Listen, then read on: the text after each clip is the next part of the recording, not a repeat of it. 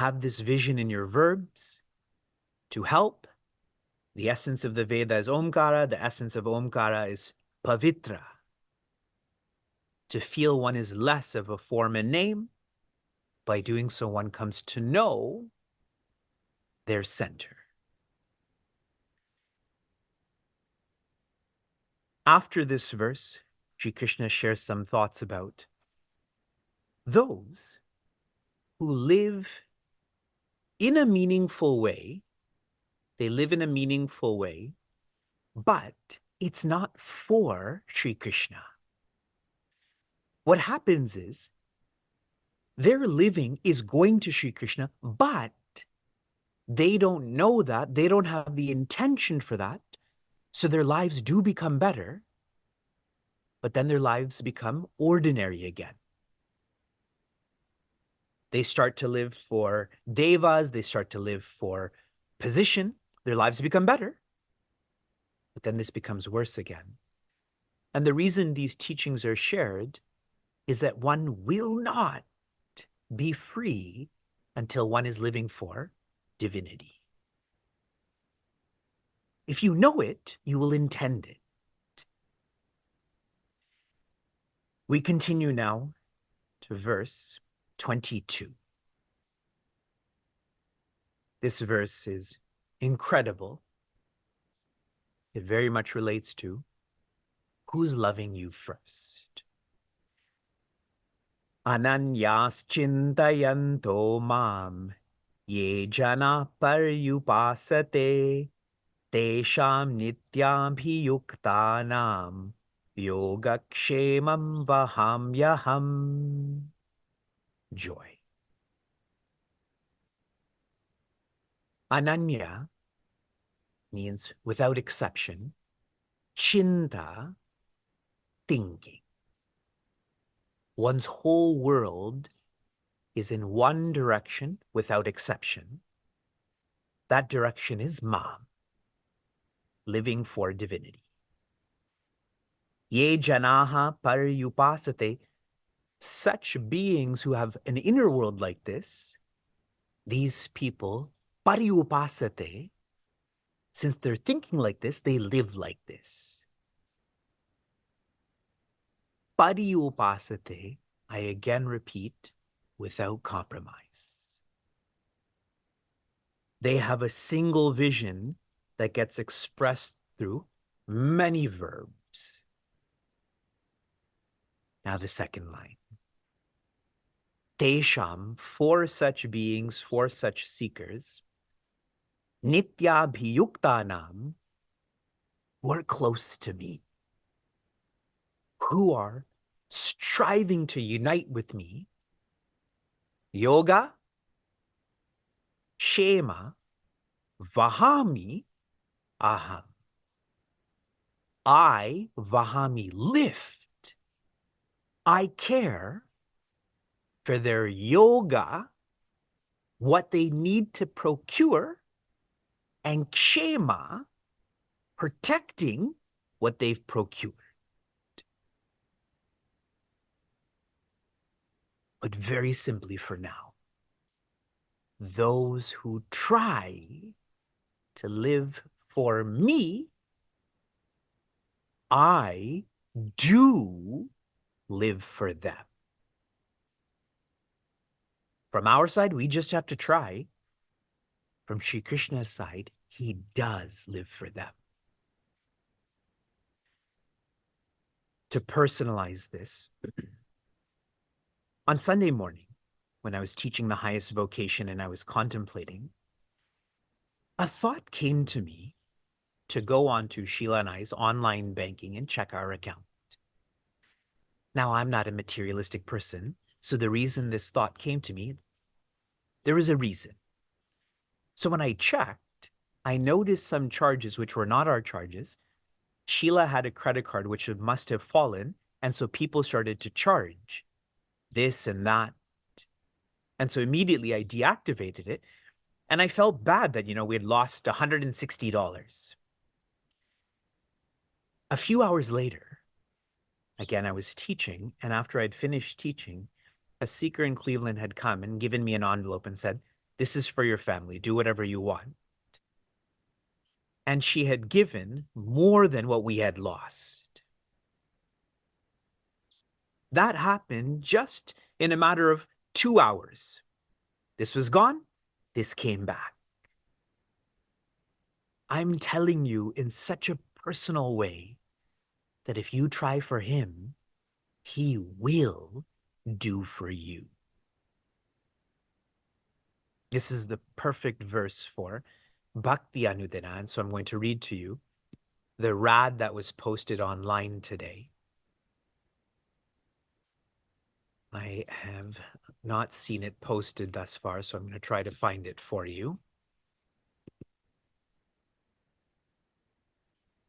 The ordinary guru preaches, the good one teaches, the better guru guides, the best inspires the disciple by example to live an ideal life.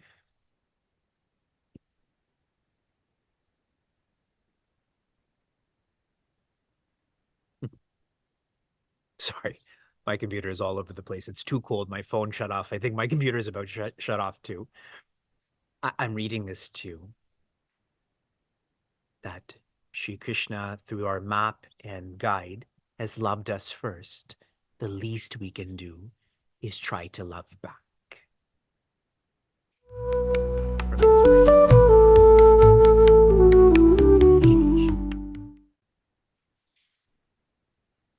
Bhagavad Gita's chapter 12 is officially, technically, known as the chapter on bhakti. The theme is bhakti yoga. But as one flows through Bhagavad Gita's chapter 9, this is confusing because maybe chapter 9 is the theme with bhakti, technically is the bhakti yoga. The way that I've reconciled this is that the yoga of devotion or dedication, it commences in chapter 9. Then the technique on how to express this outside is in chapter 10, and how to express this inside is in chapter 11.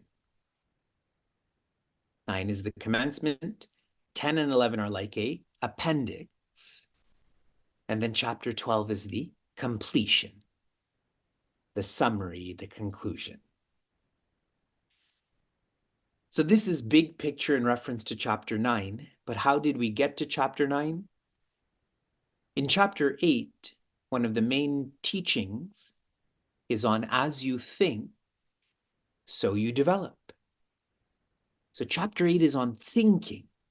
The word we've been using is smarana, anusmarana, remembering. Our distillation of this is chapter 8 is on intensification. If chapter 8 is about thinking, then chapter 9 is about development. And this is where we've distilled this to integration. The intensification should lead one to integration within oneself and then within Shri Krishna.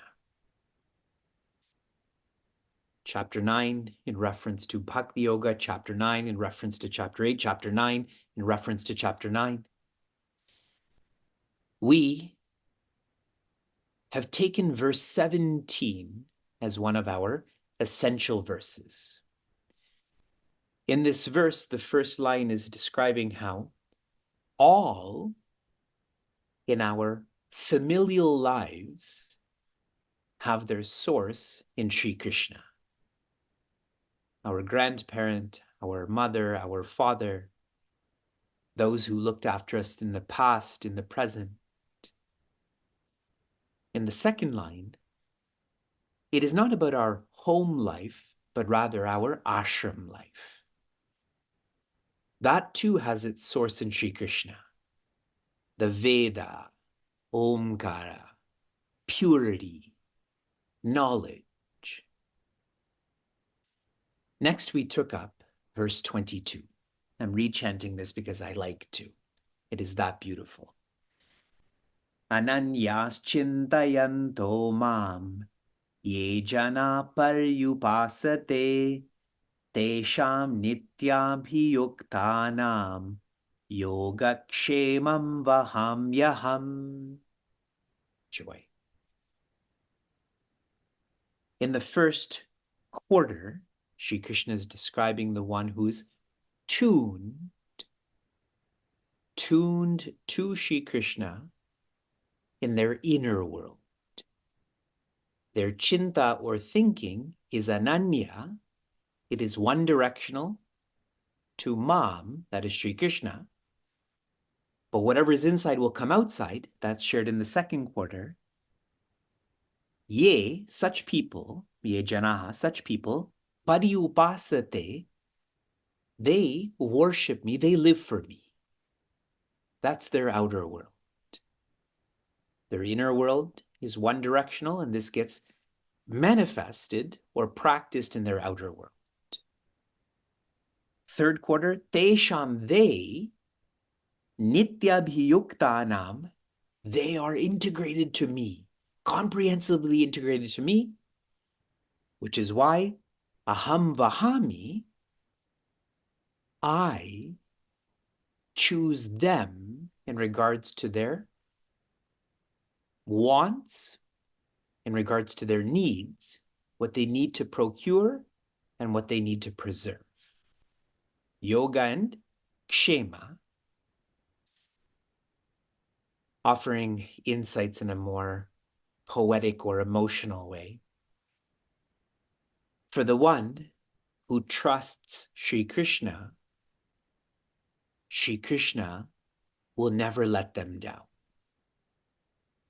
I'd given you a worldly example of mine, that when there was loss of funds, more funds came in. And I feel the reason for this is I'm trying to live this verse. All I have to do is try, but Shri Krishna is doing. His is not a trying, his is a actualizing. I was sharing with some seekers in Cleveland this past weekend that different seekers travel with me sometimes. We stay in different people's homes. Another family I had asked to direct some funds to Bharat because I wanted to support United Consciousness.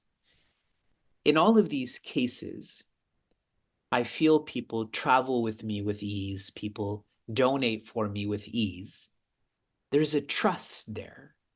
And so I was sharing back with them how fulfilled one is, how fulfilled one feels when they are trusted.